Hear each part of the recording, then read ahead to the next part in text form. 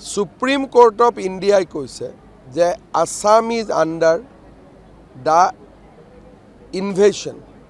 তাৰমানে বৰ্তমান অসম আক্ৰমণকাৰীৰ লক্ষ্য হৈ পৰিছে আৰু সুপ্ৰিম কোৰ্টৰ জাজমেণ্টতে কৈছে যে বাংলাদেশৰ পৰা এই লোকসকলে আহি অসমখনক আক্ৰমণ কৰি আছে।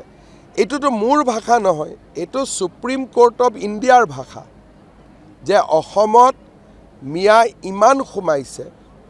তেওঁলোকে মুছলিম শব্দটো ব্যৱহাৰ কৰিছে সুপ্ৰিম কোৰ্টে। মই যেহেতু মুছলিম শব্দটো ব্যৱহাৰ কৰিলে অসমীয়া মুছলিমসকলৰ গাটো পৰে, সেইকাৰণে মই মুছলিম শব্দটো ব্যৱহাৰ কৰা নাই, মই মিয়াটো ব্যৱহাৰ কৰিছোঁ। কিন্তু সুপ্ৰিম কোৰ্টেতো ডাইৰেক্ট ডেটা দেখুৱাই দিছে যে ইমান মুছলিম বাঢ়িছে, ইমান পাৰ্চেণ্ট হ'ল। অসম এতিয়া ইনভেশ্যন হৈছে অসমৰ ওপৰত। এইবিলাক কথা মানুহে ভুলতে ভাবে যে এইবিলাক কথা হিমন্ত বিশ্ব শৰ্মাই কৈ আছে বুলি। মই যি কথা কৈছোঁ সুপ্ৰিম কোৰ্ট অফ ইণ্ডিয়াৰ জাজমেণ্টৰ ভিত্তিতহে কৈছোঁ।